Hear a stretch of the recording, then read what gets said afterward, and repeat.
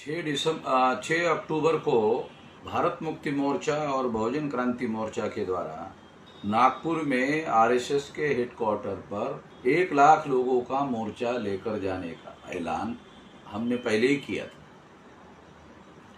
और इसकी जानकारी अब लगभग सारे देश भर के लोगों को हो चुकी है।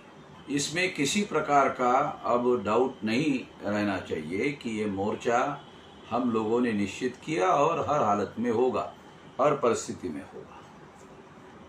पुलिस इसकी परमिशन देते हैं तो होगा, नहीं देते हैं तो होगा, क्योंकि पुलिस परमिशन यदि इनकार करते हैं तो वो हमारे मौलिक अधिकार का उल्लंघन करते हैं, संविधान का उल्लंघन करते हैं। अगर पुलिस वाले संविधान का उल्लंघन करते हैं तो उनकी बात हम क्यों माने?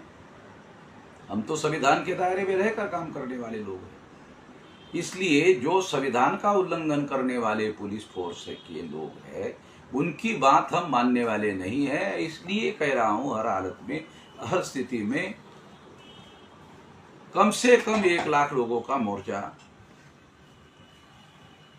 होगा ही होगा। वैसे सारे देश भर की जो जानकारी मेरे पास अभी तक आई है उसके अनुसार 1.5 लाख लोग आने की तैयारी में है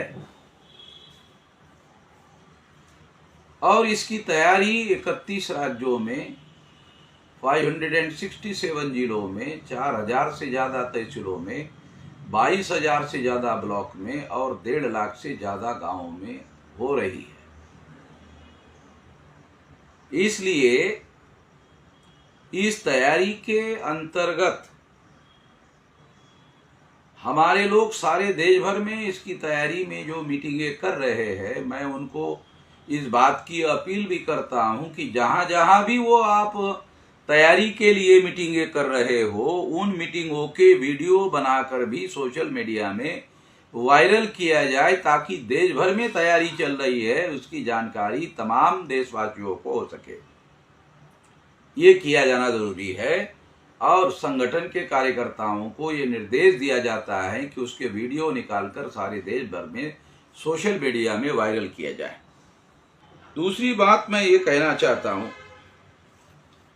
कि ये जिन मुद्दों के लिए ये महामोर्चा आरएसएस के हेडक्वार्टर पर लेकर जा रहे हैं उसका पर्चा प्रिंट करके हम लोग घोषित कर चुके हैं।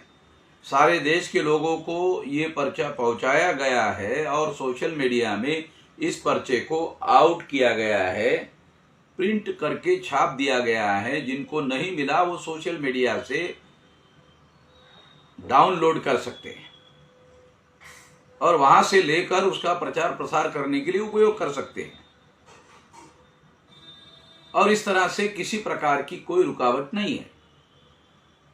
उसमें लगभग 12 मुद्दे हैं। 13वां मुद्दा ये है कि वामन मेश्राम और डॉक्टर विलास खरात का फोन टेपिंग केंद्र सरकार के द्वारा किया गया जो गैर संवैधानिक है, असंवैधानिक काम किया है आरएसएस बीजेपी की डबल इंजन की सरकार ने।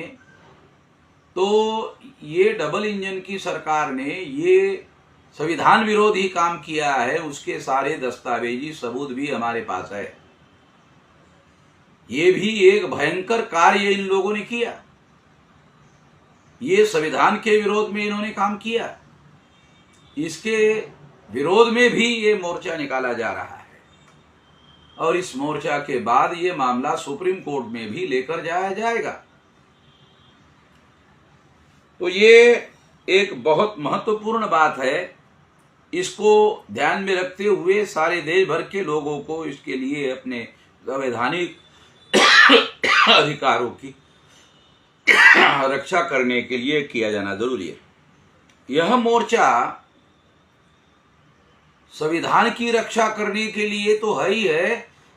संविधान की हम रक्षा क्यों करना चाहते हैं? तो ब्राह्मण धर्मी लोगों का जो संविधान था मनुस्मृति, उन्होंने हमारे अधिकारों को समाप्त कर दिया था। मगर 26 जनवरी 1950 के द्वारा जो संविधान लागू किया गया उस संविधान में बाबा साहब आम्बेडकर के द्वारा शेड्यूल कास्ट के लोगों को, शेड्यूल ट्राइब के लोगों को, ओबीसी के लोगों को, माइनॉरिटी के लोगों को, कुणबी मराठा लोगों को और देश भर के तमाम उन लोगों को अधिकार बहाल किए हैं। तो उन लोगों के अधिकारों की सुरक्षा करने के लिए संविधान की रक्षा करना जरूरी है, इसलिए भी ये मोर्चा निकाला जा रहा है। तमाम देश भर के SC, ST, OBC, माइनॉरिटी और कुणबी मराठा लोगों को अपील किया जाता है कि ये इस मोर्चा में पूरी ताकत के साथ सहयोग करे। वैसे जो नॉन बीजेपी पार्टियां हैं, उनको जो सोशल मीडिया में हमने ट्रेंड चलाया उसके अनुसार 88% नॉन बीजेपी पार्टियां हमारे इस मोर्चा का समर्थन कर रहे हैं। मैं उनके लिए धन्यवाद भी देता हूं। जो सारे देश भर में हमारे लोग तैयारी कर रहे हैं, आज शाम तक या रात तक तैयारी के कम से कम 500 और ज्यादा से ज्यादा 1000 वीडियो सोशल मीडिया में अपलोड किए जाने चाहिए, ऐसा मेरी अपील है।